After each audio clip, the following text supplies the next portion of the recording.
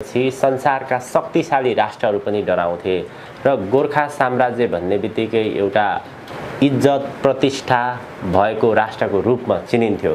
संसारमा ज्ञान प्राप्त गर्नु छ भने पनि यही देशमा आउनुपर्छ र यो देशको संस्कार संस्कृति सभ्यता सबैभन्दा माथि थियो।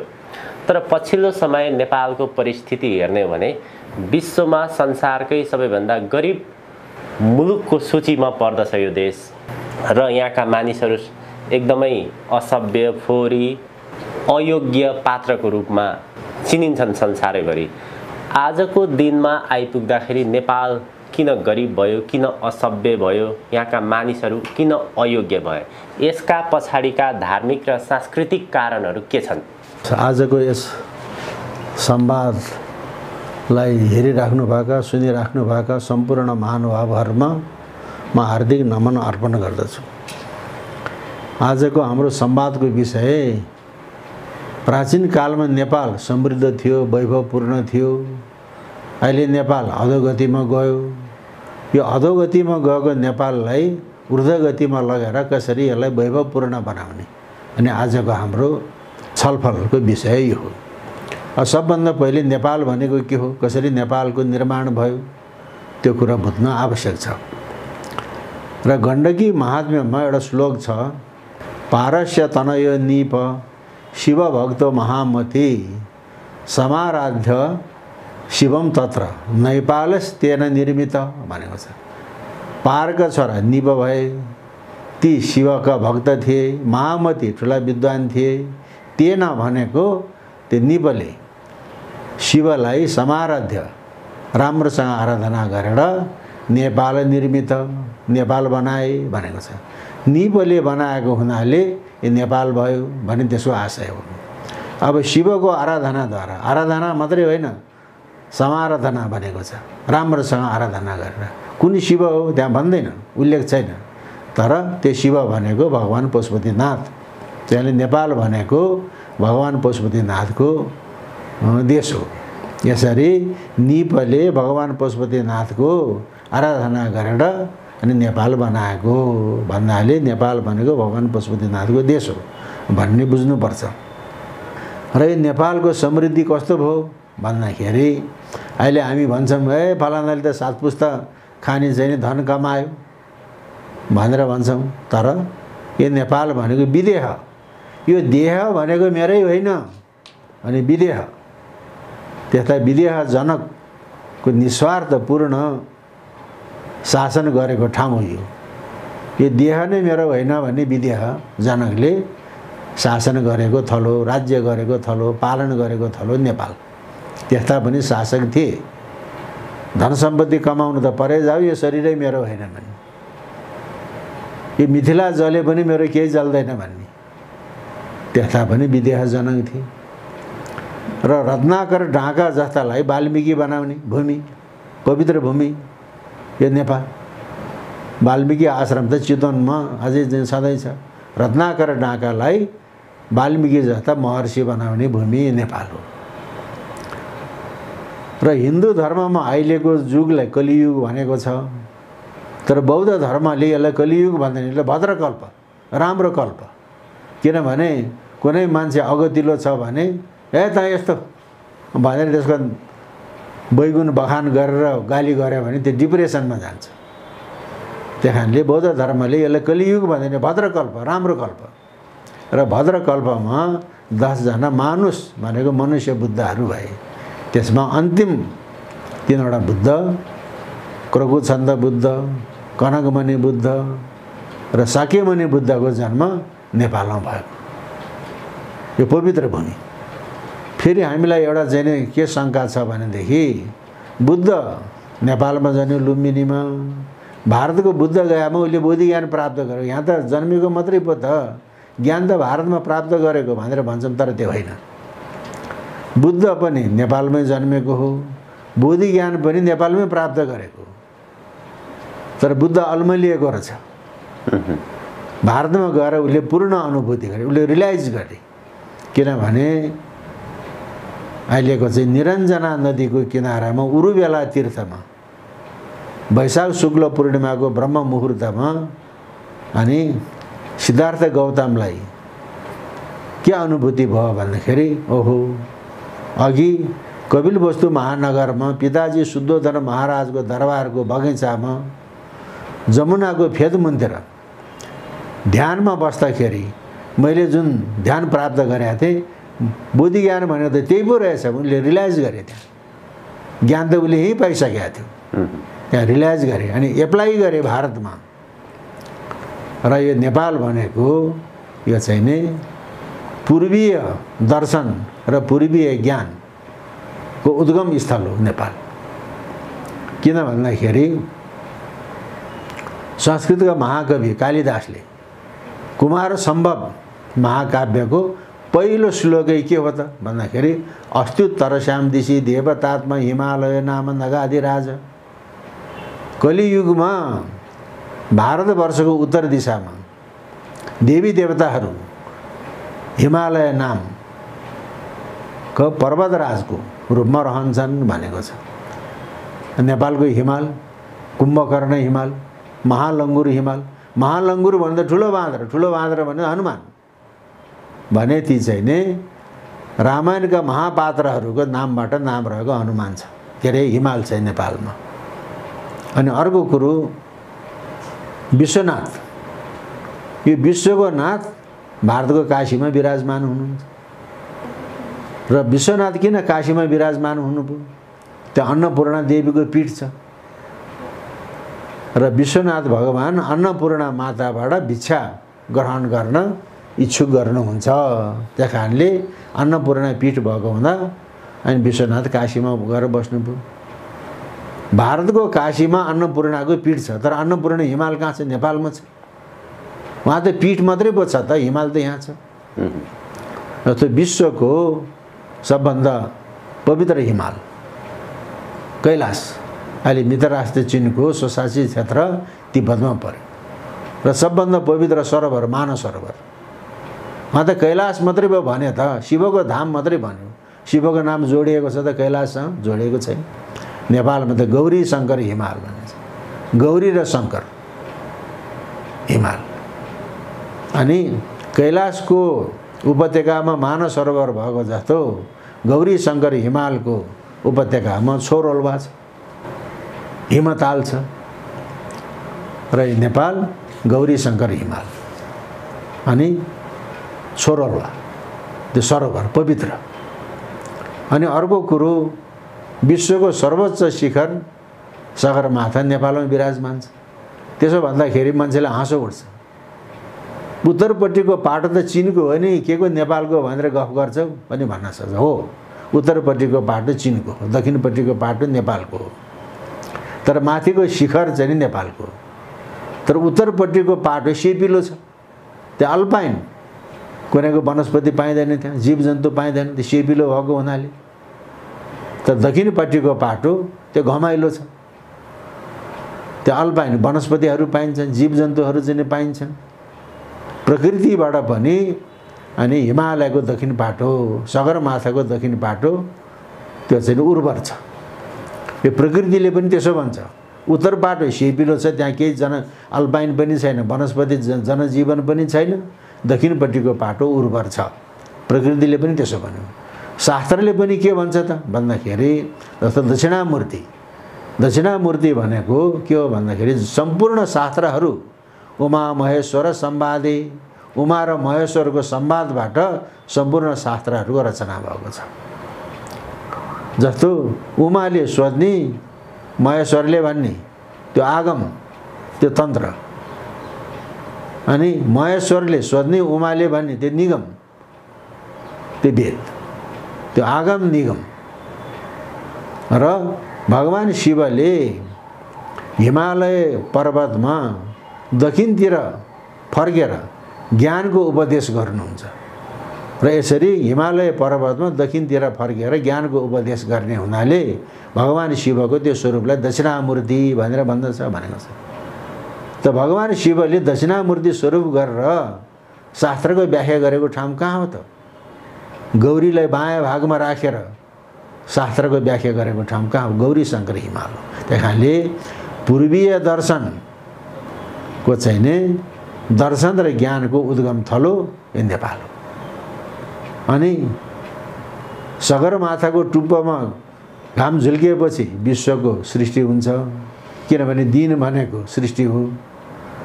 सगरमाथाको टुप्पोमा घाम आस्था आएपछि प्रलय हुन्छ, किन रात भनेको प्रलय हो, विश्वको सर्वोच्च शिखर। अनि सगरमाथा नेपालमा विराजमान छ।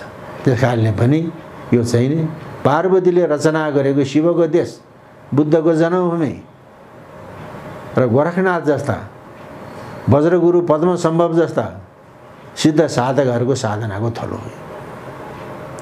अनि अर्को कुरो बुझ्न पर्ने, समृद्ध कसरी भयो भने विश्वमा जीवको सृष्टि कहाँ भयो, मैले पटक पटक भन्ने गरेको छु।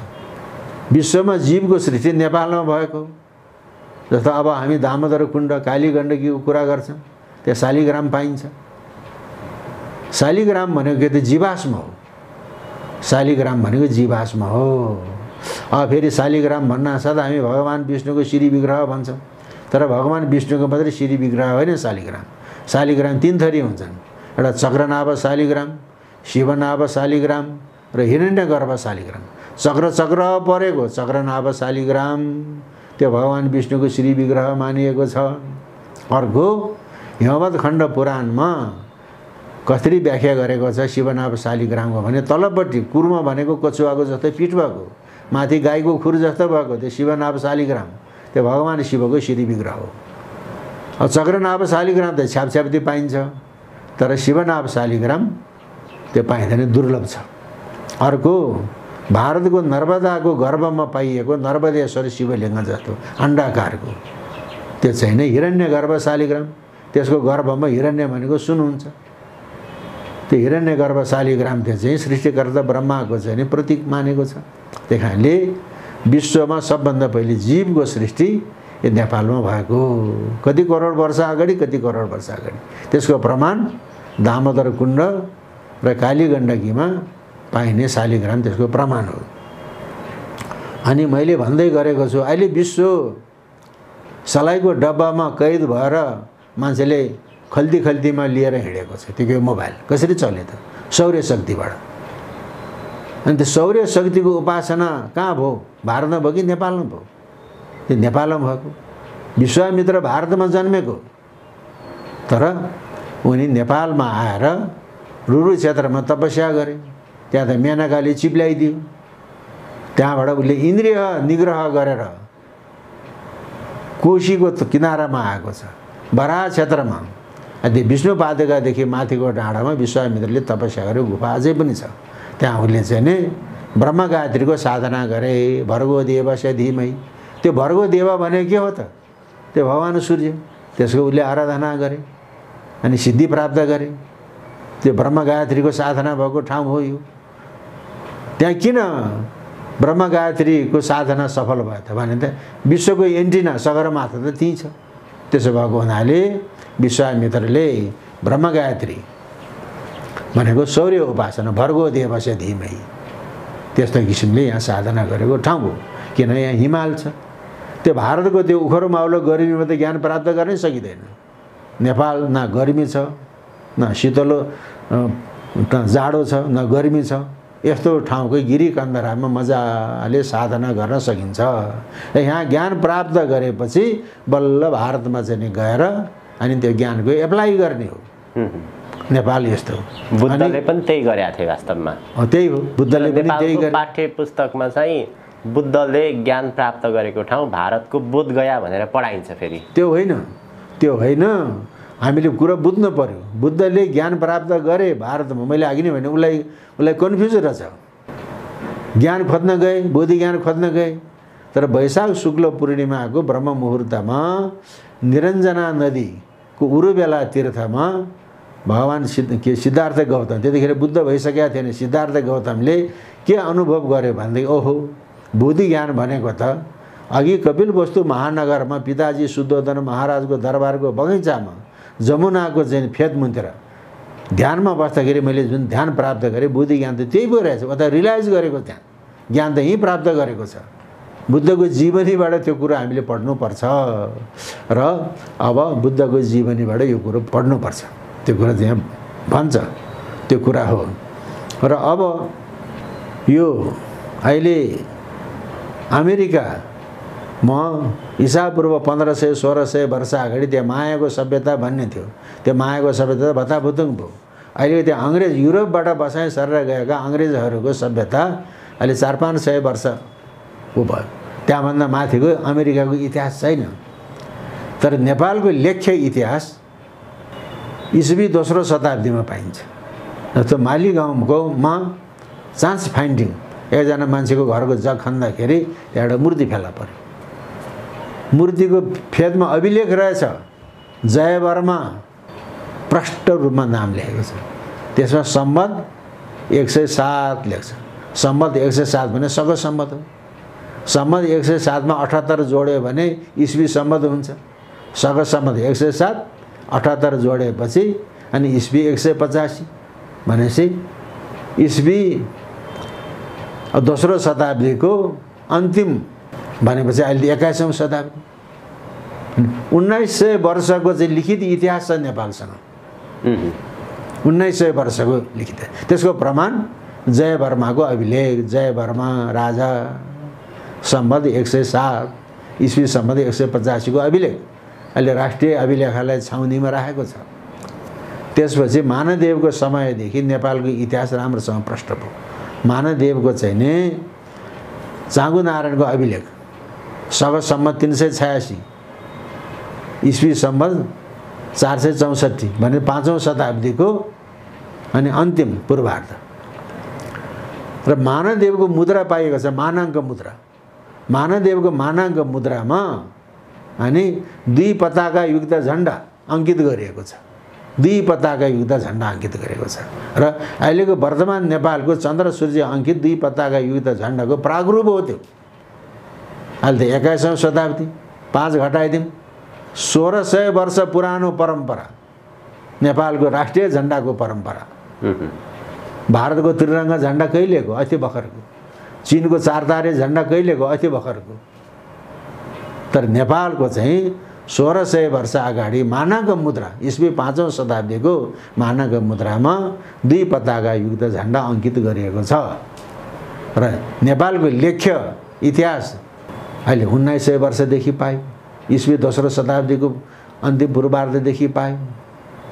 अनि राष्ट्रिय झण्डा जुन नेपाल राष्ट्र, नेपाली राष्ट्रियताको जुन विकास आजभन्दा 1600 वर्ष अगाडिदेखि पायो। इस्वी 464 देखि कोही झण्डाको इतिहास प्रष्ट रूपमा पाउँछ। अझ त्यहाँभन्दा अगाडिको हामीले प्रमाण फेला परेको छैन।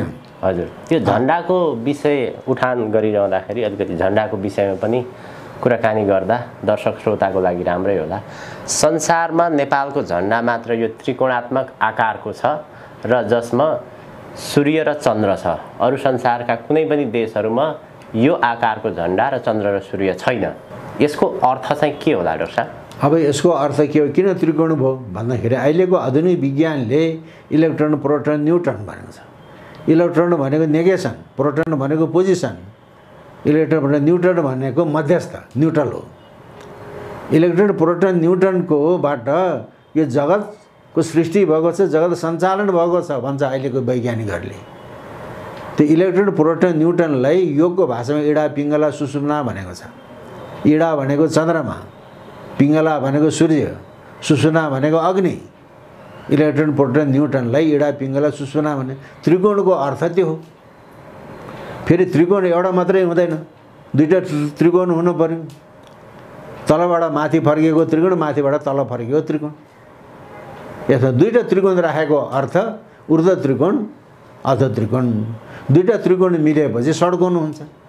अनि षड्कोणको बिचमा केन्द्रबिन्दु हुन्छ, त्यो डट। अहिले त डटकमको संसार छ नि त। अहिले डटकमको संसार छ कि छैन?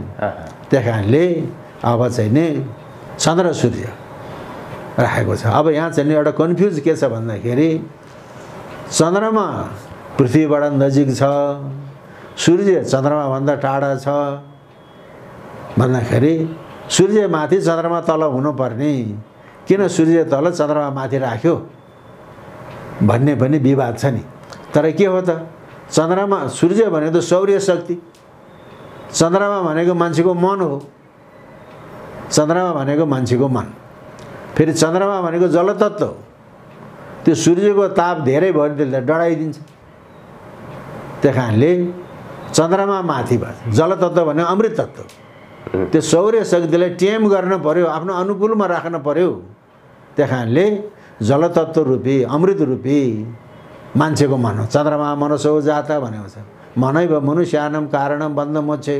त्यही कारणले त्यो सौर्य शक्तिलाई टेम गर्नको लागि अनि सूर्यलाई तल चन्द्रमालाई माथि राखेको यस्तो वैज्ञानिक झन्डा हो यो। 1600 कम्तीमा पनि 1600 वर्षको यसको इतिहास छ। अझ मानदेव भन्दा माथिको मुद्रा पाइएको छैन। र त्यो 1900 वर्ष जयवर्माको अभिलेखको लिखित इतिहास छ। अनि अर्को यो हो पुरातात्विक आधारमा नेपालको इतिहास। 1900 वर्षको इतिहास, 1600 वर्षको राष्ट्रिय झन्डाको इतिहास। अब 4 युग छन्। चारै युगको चाहिँ नाम छ नेपालको। अहिले हामी त कलियुगमा छौँ। सत्य त्रेता द्वापर कली चारै युगको चाहिँ नेपालको नाम छ। हिमवत खण्ड पुराणमा के भन्छ त भन्दाखेरि कृते सत्यवती ज्ञेय त्रेतायम तपोवती द्वापरे मुक्ति सोपान कलौ नैपालिकापुरी। कृते भनेको सत्ययुगमा सत्यवती, कृते सत्यवती ज्ञेय, त्रेतायुगमा तपोवती, त्रेता युगमा तपोवती, द्वापर युगमा मुक्ति सोपान, कलौ भनेको कलियुगमा नैपालिकापुरी भनेको नेपालपुरी। 4 युगको 4वटा नाम छ भने सत्ययुगदेखिको परम्परा नेपालमा विद्यमान छ। अब यो नेपाल मैले अघि नै भने पार्वतीले रचना गरेको शिवको देश, बुद्धको जन्मभूमि र गोरखनाथ वज्रगुरु पद्मसम्भव आदि सिद्ध साधकहरूको जन्मथलो। अब हामी अहिले भारतसँग निर्भर छ।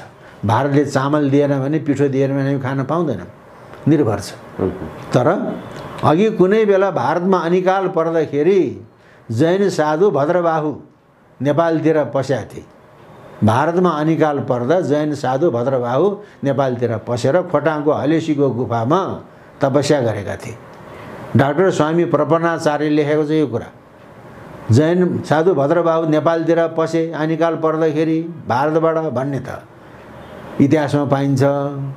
तर डाक्टर स्वामी प्रपन्नाचार्यले मिल्केका झिल्का भन्ने किताबमा जैन साधु भद्रबाहुले खोटाङको हलेसीको महादेवमा तपस्या गुफामा तपस्या गरेको भने खोटाङको हलेसीको महादेव त्यहाँ चाहिँ किराँतले पनि मान्ने, हिन्दूले पनि मान्ने, बौद्धले पनि मान्ने, जैनले पनि मान्ने समन्वयात्मक कुरा भयो नि त, भयो कि भएन त्यस्तो। अब त्यसपछि नेपालको इतिहास पत्ता लगाउँदाखेरि महाभारतको युद्ध भयो कुरुक्षेत्रमा, भारतको कुरुक्षेत्रमा। त्यो असत्य र सत्यको चाहिँ युद्ध थियो। कौरव पक्ष चाहिँ नै असत्य थिए, पाण्डव पक्ष सत्य थिए। 5 पाण्डव मध्येको जेठो दाजु युधिष्ठिर सत्यवादी थिए, भीमसेन बलिया थिए, तर गाण्डीवधारी त अर्जुन थिए। र महाभारतमा एउटा प्रसङ्ग आउँछ, हिमालयको वनमा एउटा बँदेलको शिकार गर्ने सन्दर्भमा एउटा किरात र अर्जुनको झडप पर्यो। हिमालयको जङ्गलमा बँदेलको शिकार गर्ने सन्दर्भमा एउटा किरात र अर्जुनको झडप भयो। भनेको किरातले पनि त्यही बँदेल लखटेर ल्याएको रहेछ, अर्जुनले पनि त्यही लखटेर ल्याएको रहेछ, झडप पर्यो, युद्ध भयो। अनि अर्जुनको युद्ध कलाबाट प्रसन्न भए। त्यो त किरातेश्वर रहेछ, महादेव रहेछ। किरातेश्वर महादेव प्रसन्न भएपछि अर्जुनलाई पाशुपत अस्त्र दिएको छ। भारतमा थिएन पाशुपत अस्त्र, त्यो पाशुपत अस्त्र नेपालकै किरातहरूसँग थियो। अनि किरातेश्वर महादेवले अर्जुनलाई पाशुपत अस्त्र दिएको ठाउँ कहाँ हो त? नेपालको श्लेषमान्तक वन लप्सीघारी। पछि भगवान शिवले मृग रूपले विचरण गरेको हुनाले त्यो मृगस्थली भयो। हिमालयको वन भनेको त्यही हो जहाँ किरातेश्वर महादेव विराजमान हुनुहुन्छ। अहिले पनि भारतमा किरातेश्वर महादेव भन्ने छ त, 12 ज्योतिर्लिङ्ग के ज्योतिर्लिङ्ग भन्ने त छन् त्यहाँ। त किरातेश्वर महादेव नेपालमा, तर किरातेश्वर महादेवको लिङ्ग अहिले ढल्केर क्वालिटी परेर बसेको छ। मैले पटक भनेको किरातेश्वर महादेवको जब चाहिँ अर्जुनलाई पाशुपत अस्त्र दिएको थलो किरातेश्वर महादेवको शिवलिङ्ग क्वालिटी परेर बसेको छ। नेपाल क्वालिटी नपरिकन कसरी चाहिँ ऊर्ध्व गतिमा जान्छ त? एउटै शिवलिङ्गको दर्शन गर्नाले कोटिलिङ्ग करोडौँ शिवलिङ्गको चाहिँ दर्शन गरेको फल पाउने। कोटिलिङ्गेश्वर कोटेश्वर त्यो पनि ढल्केको छ, ठाडो छैन। जबसम्म चाहिँ नि किरातेश्वर महादेवको शिवलिङ्ग र कोटेश्वर महादेवको शिवलिङ्ग त्यसलाई ठाडाउन सकिँदैन, नेपाल अधोगतिमै गइरहन्छ। यसको अवस्था यो। अब अघि यहाँले चाहिँ गोर्खा साम्राज्यको कुरा गर्नुभयो। अब गोर्खा साम्राज्यको कुरो के हो भन्दाखेरि गोरखनाथको प्रादुर्भाव नेपालको गोर्खामा भयो। अहिले त्यहाँ चाहिँ नि गोरखनाथ गुफामा लिच्छवी कालको द्वितीय शिवदेवको एउटा अभिलेख छ। त्यो वज्र भैरव भट्टारक भनेको छ। वज्र भैरव भट्टारक यो पृथ्वीलाई थाम्ने त भैरवले हो, पृथ्वीलाई थाम्ने भैरवले हो, वज्र भैरव भट्टारक। अनि गोर्खाको उपल्लो कोटमा वज्र भैरव भट्टारकको थान छ। केही थितिविधि केही पनि थिएन, बरु अहिले चाहिँ ढुङ्गा छापेर अहिले राम्रो बनाएको छ। अघि त थितिविधि केही पनि थिएन, अहिले बडो उपेक्षित रूपमा।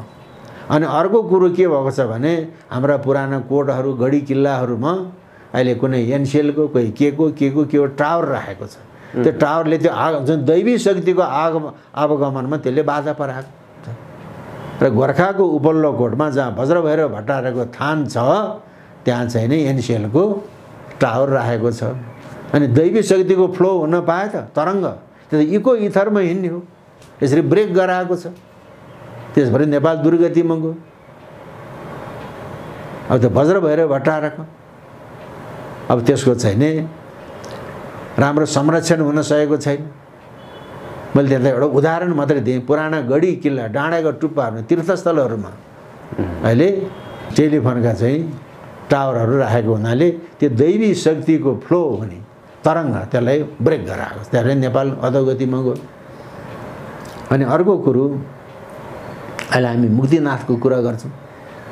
मुक्तिनाथलाई हिन्दूहरूले मुक्तिदाता भगवान विष्णु मान्ने, बौद्धहरू फाप च्याङ्ग्रेसी आर्यावलोकितेश्वर भनेको यो जगतलाई करुणाको दृष्टिले अवलोकन गर्ने हुनाले आर्यावलोकितेश्वर भने संस्कृतमा। त्यसलाई तिब्बती भाषामा लामा भाषामा फाप च्याङ्ग्रेसी भने।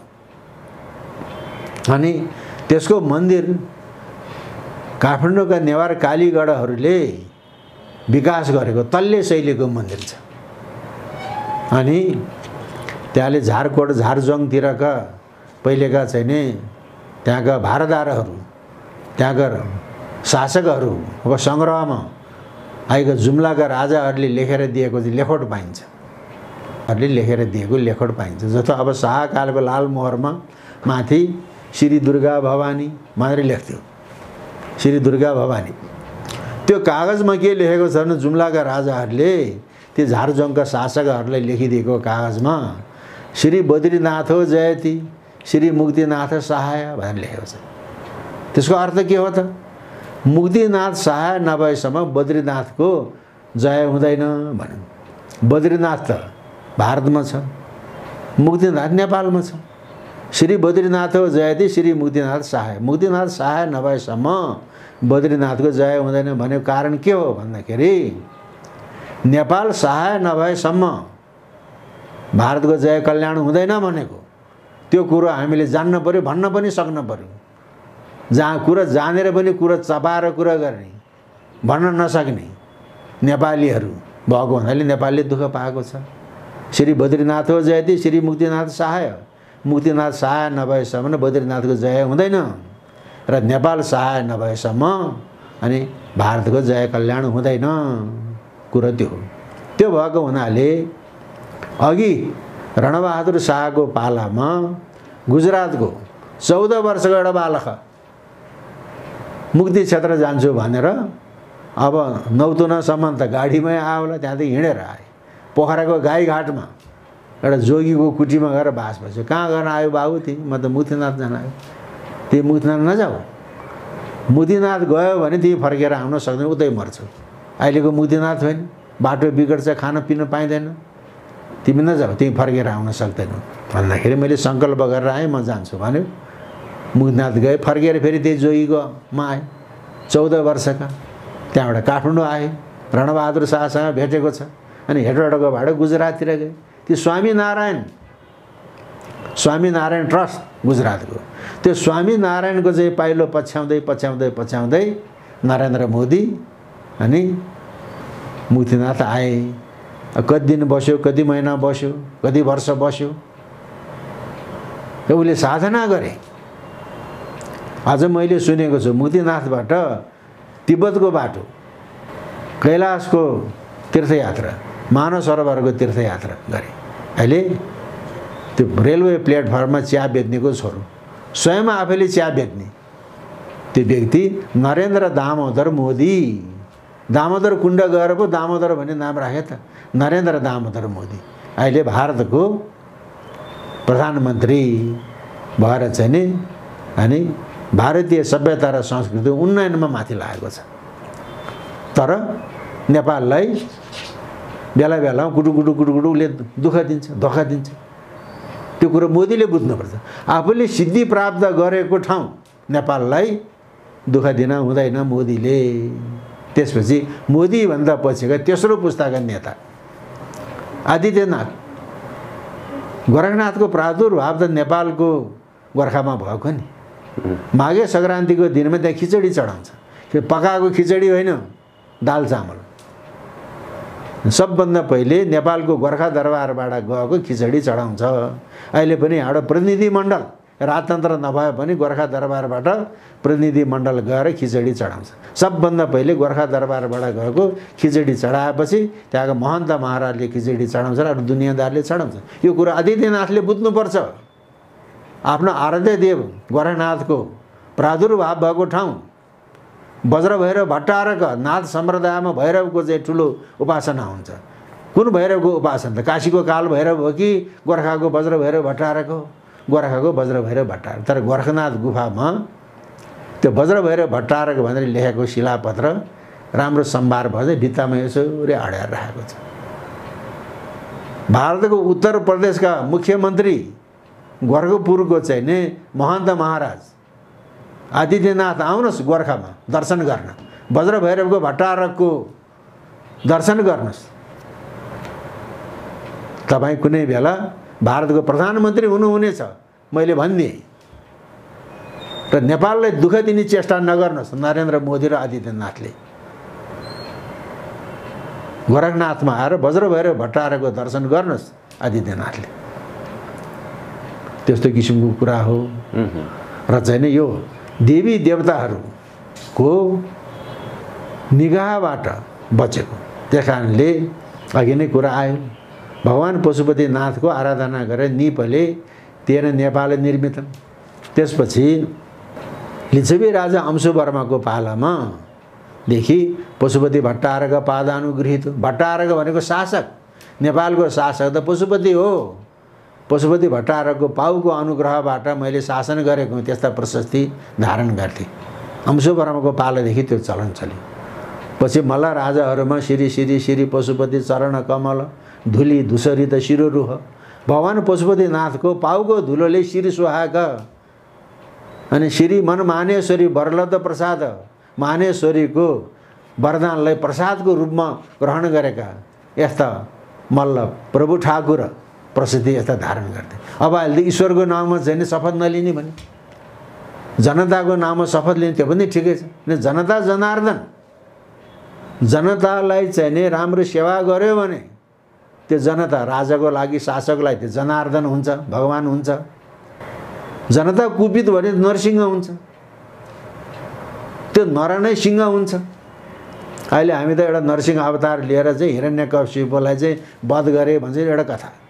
भने आकाशमा पनि नमर्ने, पातालमा पनि नमर्ने, भुइँमा पनि नमर्ने, भित्र पनि नमर्ने, बाहिर पनि नमर्ने, जलमा पनि नमर्ने, थलमा पनि नमर्ने, यस्तो वरदान पाएको हिरण्यकश्यपलाई सन्ध्याकालमा ढोकाको सङ्घारमा अनि नृसिंहले काखमा राखेर चाहिँ उसले नङ्ग्राले चिरिदियो भन्छ।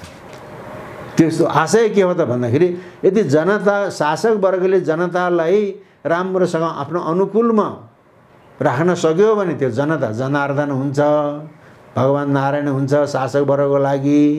जनताले चिडायो भने त्यो नरसिंह हुन्छ, उसले खाइहाल्छ। कस्तो कस्तो चाहिँ वरदान पाएका हिरण्यकशिपुलाई त जनताले सिद्ध्याइदियो। त्यही कारणले त्यो कुरो बुझ्न सक्नुपर्छ। तर नेपालमा अहिले ईश्वरको नाममा शपथ नखाने, ल जनताको नाममा शपथै खायो भने अघि लिच्छवी कालमा पनि शासनको चाहिँ नि खोसाखोस नभएको होइन। लिच्छवी शासकहरूले पर सारेर पनि अरूले शासन गर्थे। त अंशुवर्मा त लिच्छवी होइन, अंशुवर्मा पछिका विष्णुगुप्त त चाहिँ लिच्छवी होइन। लिच्छवीहरूले पाखा लाएर चाहिँ शासन गरेको छ विष्णुगुप्तले। र जब जब चाहिँ लिच्छवी राजाहरू शासनमा आउँछन्, प्रकृति भनेको यो चाहिँ क्लाइमेट होइन, जनता जनभावना प्रकृति प्रकोप हुन्छ भनेर जनतालाई बढी बढी सुख दिन्थे। जब जब राजा पावरमा आउँथे प्रकृति प्रकोप हुन्छ भनेर अनि चाहिँ जनतालाई बढी बढी सुख दिन्थे। र त्यतिखेर राजाले जनतालाई को नाम जारी गरेको इस्तिहारहरू प्रधान ब्राह्मण पुरस्सरान ग्राम कुटुम्बिन, प्रधानलाई ब्राह्मणलाई र गाउँले अरू परिवारलाई क्षमा कुशल सोधेर इस्तिहार जारी गर्थे। प्रधान भनेको राजनीतिक वर्ग, ब्राह्मण भनेको प्राज्ञिक वर्ग। राजनीति र प्रज्ञालाई सँगसँगै लगेको छ। यहाँ राजनीतिक वर्गले मात्रै केही गर्न सक्दैन, प्राज्ञिक वर्गको महत्त्वपूर्ण अवस्था छ देशलाई समुन्नत गराउन। तर अब अहिले प्राज्ञिक वर्ग त के भयो त, राजनीतिक वर्गको सेवा चाकरीमा लाग्यो। यो कुरो यो हो, यो कुरो यो हो भन्न चाहिँ नसक्ने भयो। र त्यतिखेर प्रधान भनेको राजनीतिक वर्ग, ब्राह्मण भनेको प्राज्ञिक वर्गलाई राजनीति र प्रज्ञालाई सँगसँगै लगेको छ लिच्छवीहरूले। र अंशुवर्माको पालमा कैलाशकूट भवन बन्यो। त्यस्तो भवन भारतमा पनि थिएन, चीनमा पनि थिएन, तिब्बतमा त हुने कुरै भएन। चिनिया यात्रीहरूले वर्णन गरेका छन् त्यस्तो कैलाशकूट भवनको, त्यो समृद्धशाली अवस्था थियो।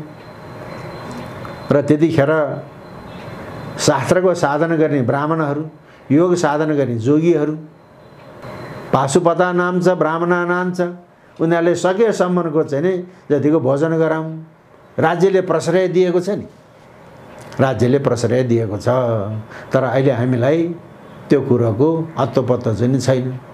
र मैले पटक पटक पटक पटक भन्दै गरेको छु, विश्वमा नाइल नदीको सभ्यता भन्छ, ब्रह्मपुत्रको सभ्यता, बेबिलोनको सभ्यता, सिन्धु घाटी सभ्यता, गङ्गाको मैदानको सभ्यता, बागमती सभ्यता त्यत्तिकै पुरानो छ, उर्वर छ। र अब हामी चाहिँ घर बनाउँछौँ, किल्ला ठोक्छौँ ठाउँ ठाउँमा। अहिले त नेपालको किल्लै हरायो।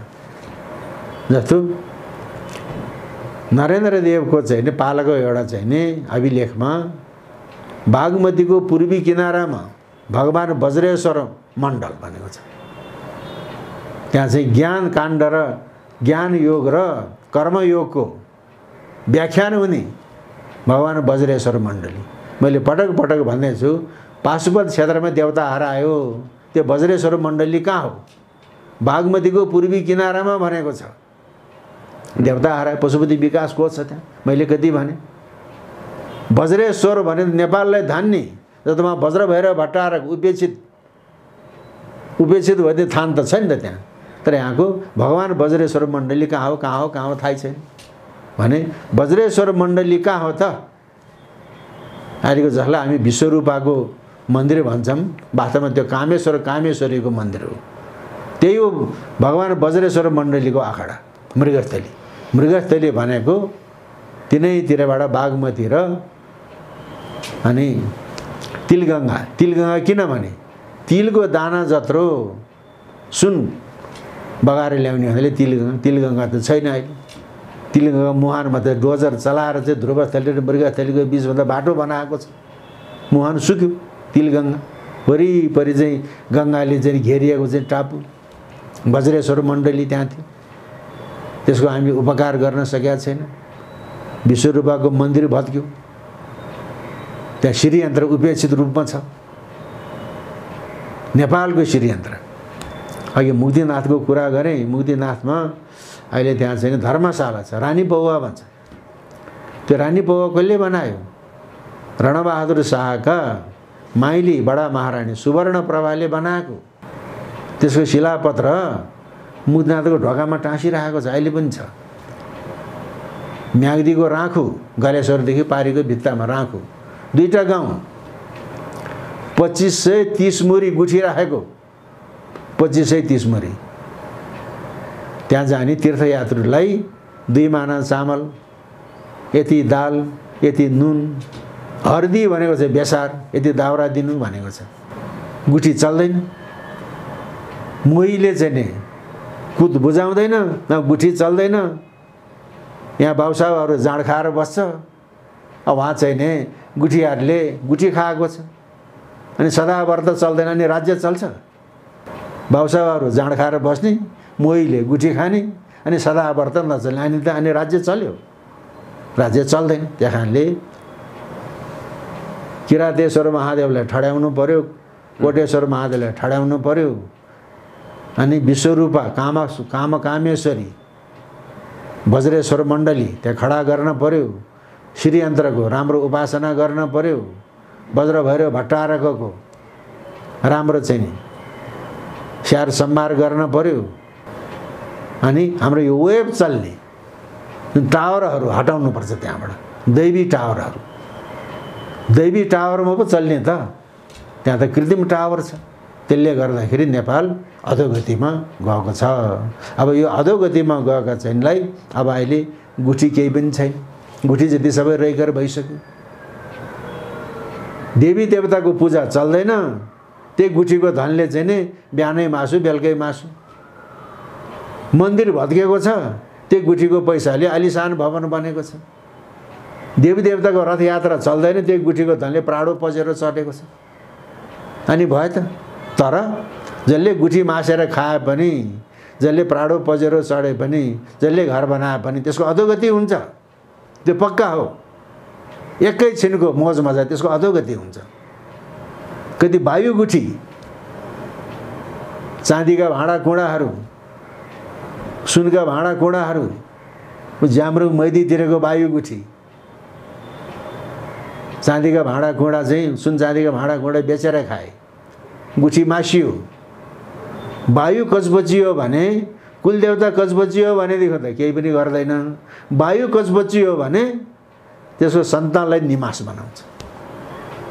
वायु कचबचियो भने सन्तानलाई निमास बनाउँछ। त्यही कारणले कुलदेवतालाई पनि मान्नुपर्छ, पितृलाई पनि मान्नुपर्छ, इष्ट देवतालाई पनि मान्नुपर्छ। तर वायु भनेका अगति परेका आफ्नै पुर्खाहरू। वायु कचबचियो भने त्यसले सन्तानलाई विध्वंस गर्छ। यहाँ त वायु गुठीको चाहिँ सुन चाँदीको भाँडा पनि बेचेर खाने, अनि जग्गा पनि बेचेर खाने, वायुको राम्रोसँग थानको नलाउने, अनि राज्य चल्छ। त्यसै कसैको राज्य हरण हुँदैन नि। त्यस कारणले यस्ता कुराहरूमा देवी देवताको आशीर्वाद चाहिन्छ। र कुन ठाउँको चाहिँ नि शक्ति के हो त? शक्ति केन्द्र के हो? त्यो शक्ति केन्द्रलाई चाहिँ नि चाहिने व्यक्तिहरू, चिन्ने व्यक्तिहरू हुन पर्यो। नेपालमा त प्रोफाइलै छैन, हुइजु भन्ने नै छैन। खान पर्यो भने तसाड र मसाड हुन्छ। त्यस कारणले यो दैवी शक्तिले धानेर राखेको ठाउँ हो। यो दैवी शक्तिले धानेर राखेको ठाउँ हो। र चाहिँ अझै नेपाललाई फेरि समृद्ध बनाउने भने ईश्वरको नाउँमा शपथ ग्रहण गर्नुपर्छ। राजनीतिक व्यक्तिहरूले गुठी राम्रोसँग चल्नुपर्छ। देवी देवताको आजा पूजा चल्नुपर्छ। मन्दिर बन्नुपर्छ। रथयात्राहरू राम्रोसँग व्यवस्थितसँग गर्नुपर्छ। त्यसो भएपछि अनि सुमति दिन्छ। सुमति दिएपछि अनि लोकः समस्तः सुखिनो भवन्तु, सबै रामै राम हुन्छ, अनि सबै बुद्धै बुद्ध हुन्छ। अहिले चाहिँ नि स्वयम्भूनाथले हामीलाई के निर्देशन दिएको छ? स्वयम्भूनाथमा त आँखा बनाएको छ नि, त्यो प्रश्न चिन्ह जस्तो छ। त्यसलाई प्रश्न चिन्ह भन्छ। त्यो प्रश्न चिन्ह होइन। उसले त नाग बनाएको, कलाकारले नाग बनाउन नजाने बिग्रेको भन्छ। त्यो पनि होइन। त्यो प्रश्न चिन्ह पनि होइन, नाग पनि होइन। त्यो प्रज्ञा रश्मि हो। त्यो प्रज्ञा रश्मि त माथि जानुपर्ने किन त? किन आगोको गति र प्रज्ञा भनेको ज्ञानको गति ऊर्ध्व हुन्छ, माथि हुन्छ। तर किन प्रज्ञा रश्मि तल आयो त?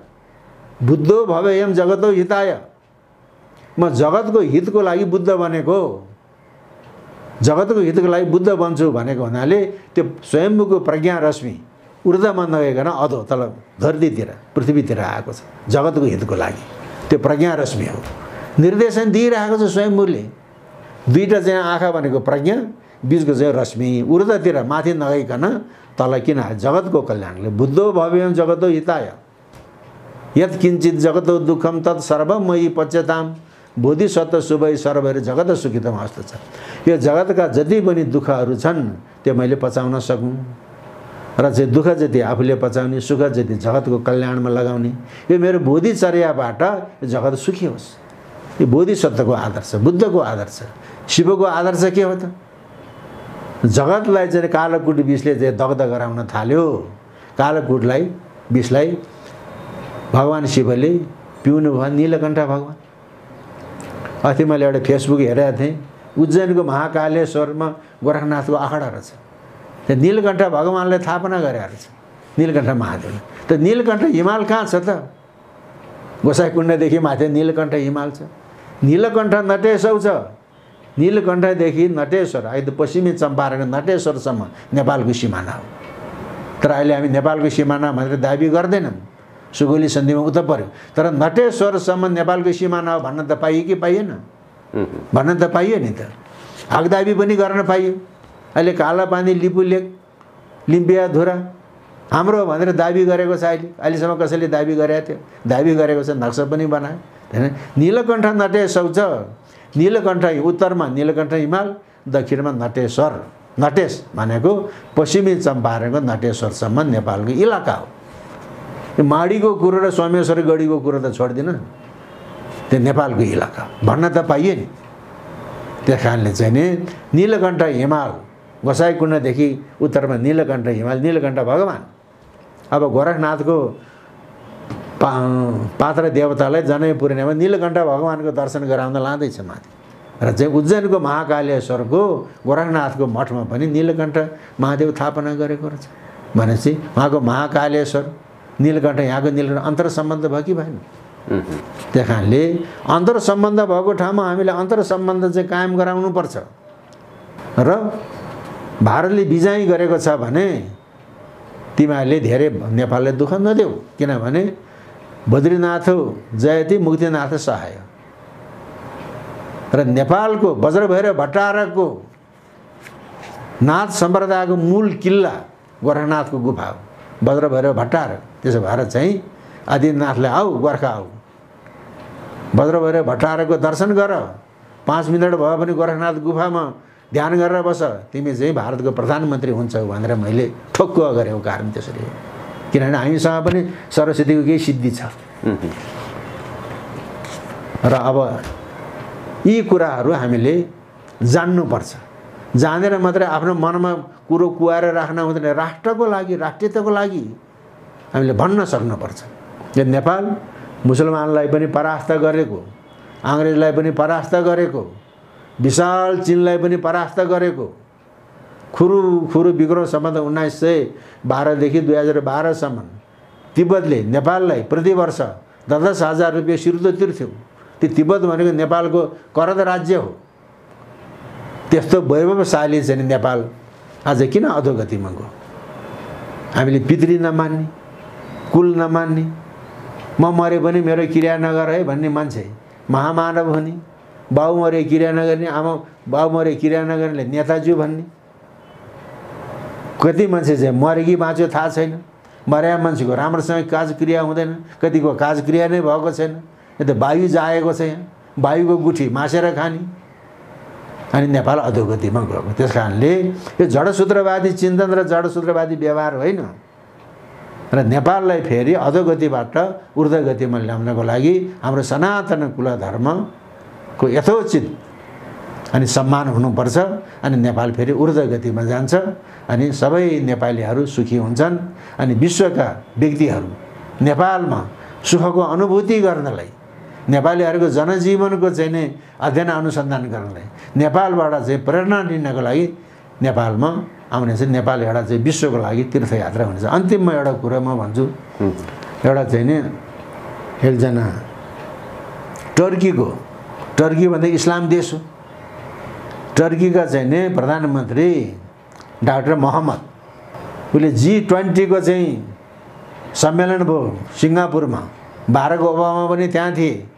G20 भन्ने 20वटा राज्यको संस्था शिखर सम्मेलनमा टर्कीका प्रधानमन्त्री डाक्टर अहमदले के भने Nepal is the centre of spirituality in the world भनेको छ। Nepal is the centre of Hinduism भन्दैन, Nepal is the centre of spirituality in the world भनेछ। आध्यात्मिकताको केन्द्र हो नेपालको, नेपाल भने एउटा इस्लाम देशको एउटा इस्लामले भनेको छ भने स्पिरिचुअलिटी आध्यात्मिकता भनेको विनय। हामीले त कसैले हात जोडेर नमस्कार गर्ने, यो त मेरो दास रहेछ, यसले त मलाई चाहिँ दुईवटा हातले चाहिँ जम्ला हात गऱ्यो गरेर नमस्कार गर्न पर्ने, दुईवटा हात जोडेपछि यो त मेरो दास रहेछ भन्न ठान्छ। स्पिरिचुअलिटी आध्यात्मिकता भने त विनय भाव, विनय भाव। Nepal is the centre of spirituality in the world भनेको छ टर्कीको चाहिँ नि प्रधानमन्त्री डाक्टर अहमदले। त्यस कारणले नेपालीहरूमा यो विनीत भाव हुनुपर्छ। विनीत भाव भएपछि आफू पनि सुखी हुन्छ, जगतै कल्याणको सुखी हुन्छ। अन्त लोकाः समस्ता सुखिनो भवन्तु। फेरि यसमा चाहिँ यस्तो तीर्थस्थलमा विश्वका मानिसहरू शान्तिको सास फेर्न आउनेछन् र चाहिँ जीवित अवस्थामा नै चाहिँ मुक्तिको अनुभूति गर्न आउनेछन् र त्यस्तै होस् भन्ने चाहिँ चाहन्छु। हस् ल, धन्यवाद। हस्, अत्यन्त धेरै धन्यवाद डाक्टर साहब, यहाँको महत्त्वपूर्ण समय विचारको लागि। र यो एउटा महत्त्वपूर्ण अन्तर्वार्ता कुराकानीले नेपाल मात्र नभएर विश्वभरि छरिएर रहेका नेपालीहरूलाई आजको दिनबाट नेपाल पछि पर्नुको कारण र अब यसको समाधान के हुन सक्ला भन्ने विषय पनि समाधान पनि पाउनु होला भन्ने हामी अपेक्षा गर्दछौँ। हस् ल, सबैको जय होस्।